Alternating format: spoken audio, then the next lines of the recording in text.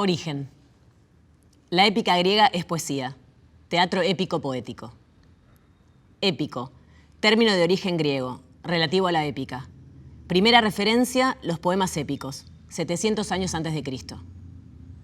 En la tradición occidental, la épica es el género que cuenta y describe objetivamente algo que posee existencia concreta fuera del narrador-autor. Forma fija por su estructura, sujeta a la obligación métrica, hexámetro dactílico. Forma fija por su tema, un héroe, parte humano, parte divino, se encarga, obliga, somete, encomienda, ocupa al cumplimiento de un deber. Transmitido oralmente de una generación a otra. Dinámica oral. La musa le cuenta la historia al mensajero, dando lugar a la cantinela de los aedos. El aedo relata sobre personajes y sucesos conocidos. La impresión que causará estará dada por el modo particular en que lo haga, por las palabras que elija, el conocimiento de la técnica precisa de improvisación, el manejo de su instrumento de cuerda, la gracia de sus gestos y movimientos, el timbre de su voz. Las cuerdas vocales y las cuerdas instrumentales. Pero también discurso, recitación, proverbio, sentencia, oráculo, noticia. Narrar, no dramatizar. El presente del relato se encuentra en un tiempo diferido al del poeta. El poeta no encarna al héroe. La acción es narrada, no mostrada. Los diálogos son absorbidos por el relato. No se escucha la voz del héroe, sino solo la voz del poeta, que a su vez no es solo su voz, porque está intervenida por el susurro de la musa. 2. Cuestión autoral, cuestión homérica. ¿Es Homero un ser humano? ¿Es Homero una modalidad? ¿Es Homero un conglomerado de pequeños cantos épicos originalmente independientes? ¿Es Homero el producto de la fantasía popular extendida en el tiempo? ¿Es Homero una mujer? ¿Es Homero el nombre propio de una manera colectiva de narrar? Épico, heroico, grande, glorioso, legendario, homérico. No hay Homero, hay solo cuestión homérica. Homero no es autor en el sentido moderno. Jamás podría serlo porque esa categoría, autor, no se había inventado aún.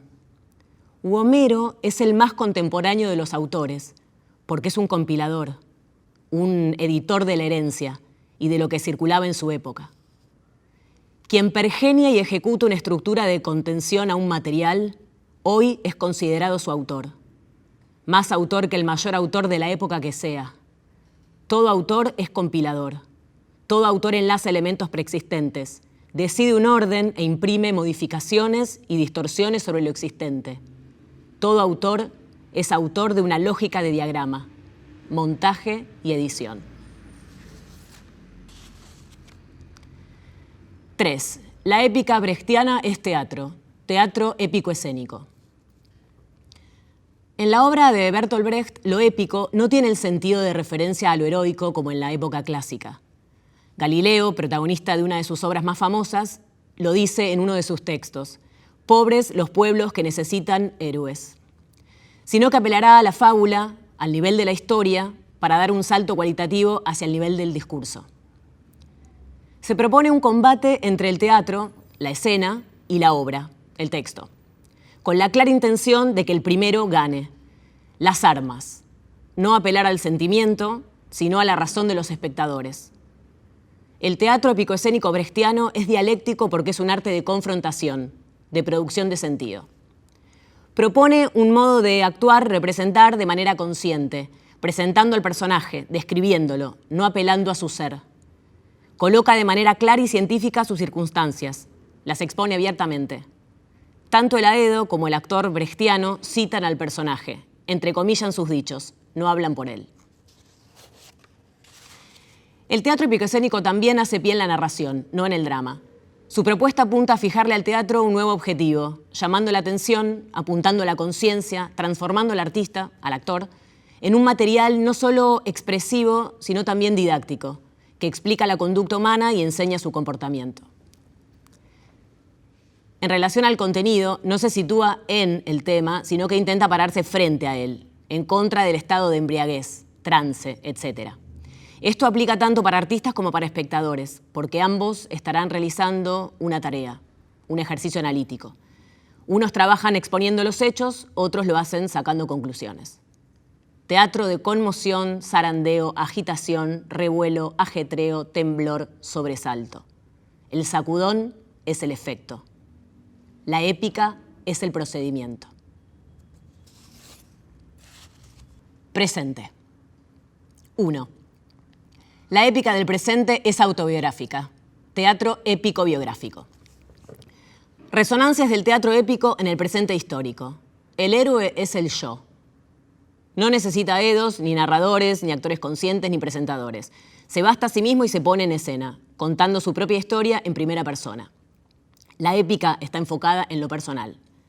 En este movimiento, la figura del autor se determina no solo porque pueda adjudicarse a un nombre propio, sino porque además, al hacer pie en los sucesos biográficos de una vida, deja de ser entendido solo como autor, gestor de esa dramaturgia, para pasar a constituirse también como su portador, su protagonista.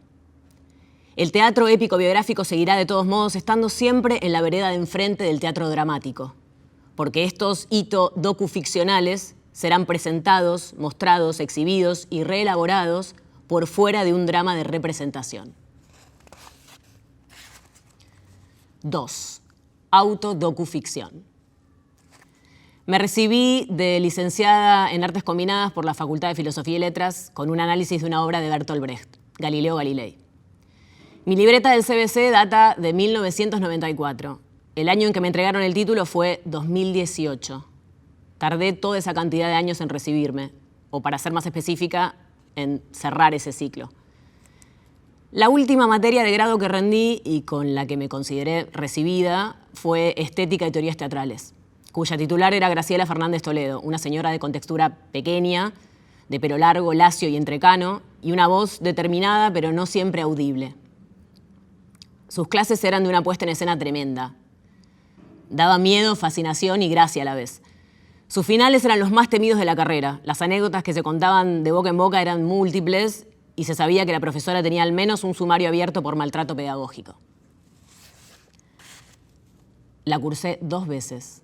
La primera vez me resultó inabarcable e incomprensible. La segunda catapultó mi pensamiento hacia zonas nuevas. Nunca entrené tanto mi capacidad asociativa y conceptual como cuando preparé ese final. El marco teórico: Ricoeur, Foucault, Zizek, Jameson, Derrida, Sardou, etc. Estuve 3 meses completos dedicada a la tarea, a prepararlo, a diseñarlo, imaginarlo y darle bordes personales. Me apropié de ese final. Fue mi verdadero acto de pasaje, mi despedida, mi punto álgido. Fue tanta la preparación y la confianza que tenía con el trabajo que pude incluso discutir alguna respuesta en el final oral, al menos permitirme insistir en mi modo de verlo, sin soberbia pero con una total y absoluta convicción. Me saqué un 10. Tenía 8 en la nota de cursada y me quedó 9 en la libreta. Cuando me llegó el primer mail para la convocatoria de este proyecto, el Diccionario Utópico de Teatro, comunicando que la palabra del diccionario que me había sido asignada era épico, lo primero que pensé fue en ese final. Ni siquiera en Bertolt Brecht de manera directa, sino en ese trabajo sobre su obra, Galileo. Acudí al buscador de internet para corroborar si la asociación Brecht-épico era correcta. Efectivamente, es lo primero que tira Google. Brecht, creador del teatro épico, también llamado dialéctico. Acto seguido decidí googlear a Andrés Gallina, uno de los curadores del proyecto, y me saltó inmediatamente su relación con la UBA y más específicamente con Puan. Con ese pequeño recorrido online ya tenía garantizada la intuición asociativa de inicio. Estética y teorías teatrales es, al día de hoy, la única materia de la que conservo gráficos, resúmenes, apuntes, cuadernos, porque no tuve el coraje de tirarlos. Tanta obsesión y tanto amor dedicado a esos materiales, tanta paciencia y también sorpresa y admiración. Recuerdo salir a caminar para despejarme después de estar horas estudiando y sentir que podía ver algo así como los hilos del mundo. La materia me dejaba una especie de conciencia semiótica en la mirada, un filtro perceptivo súper sensible y a la vez sumamente conceptual. Un amigo que tenía en esa época, con el que me encontré una tarde de pausa de estudio, me dijo que me notaba muy afilada. Le contesté algo así como que estaba entrenando para una olimpiada teórica. Como esta parte del texto nombrado autodocuficción es más bien una digresión paradigmática sobre el teatro épico, hoy sé cómo usar el concepto paradigmático gracias a estética y teorías teatrales.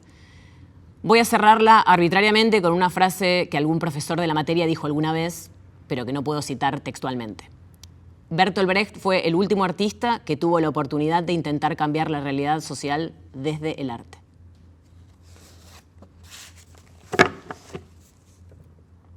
Utopía. Teatro épico utópico. ¿Hacia dónde lanzar la utopía que da nombre a este diccionario? El teatro épico del futuro será un patrimonio de bien público. Esto no querrá decir que la comunidad será su propietaria, sino que la concepción, ejecución, circulación y pertenencia de ese capital cultural se dará en el entre, en la circulación entre personas.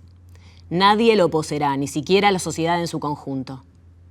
Se imaginarán traducciones materiales y concretas de ese objetivo, cuyo motor será la generación de experiencia en común.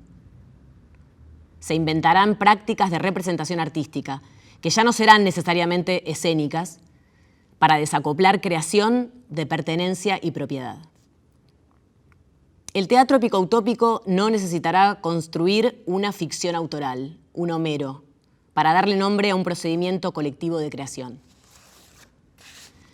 Se lo seguirá considerando teatro, no por su pertenencia a la escena, sino porque en sus bases estará la necesidad del encuentro presencial entre personas, la interacción entre seres humanos y el hecho fundamental de compartir un pacto de acuerdo ficcional. La creación épico-utópica será una configuración fabulosa, deforme, mutante, comunal, social, un teatro de las formaciones, no de las formas, que remita a un estado dinámico de su hacer, que se materialice por sus trayectorias y no por su punto de llegada, las obras.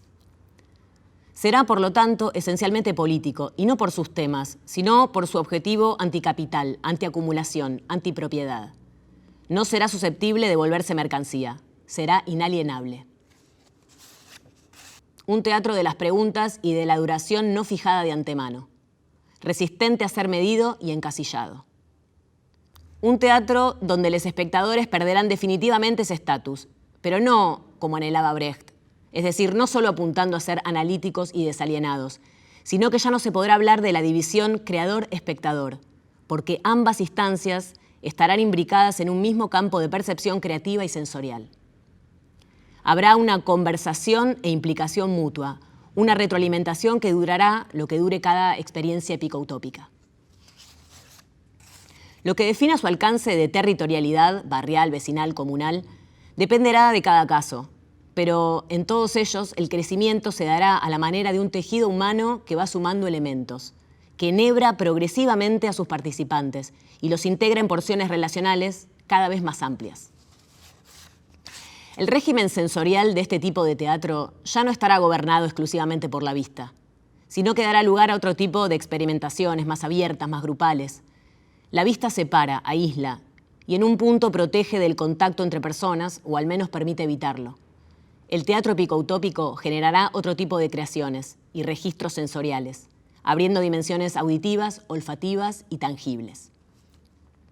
Tendrá cierta característica de bosque reserva natural, pero donde las formaciones que ahí circulen, se reproduzcan, muten y expandan, sean resultado de prácticas comunitarias abiertas y puedan reformularse mientras evitan preservarse, porque jamás serán museo, porque su materialidad no podrá mantenerse fija y expuesta, sino que será permanentemente mutante, nueva materia para futuras exploraciones comunitarias.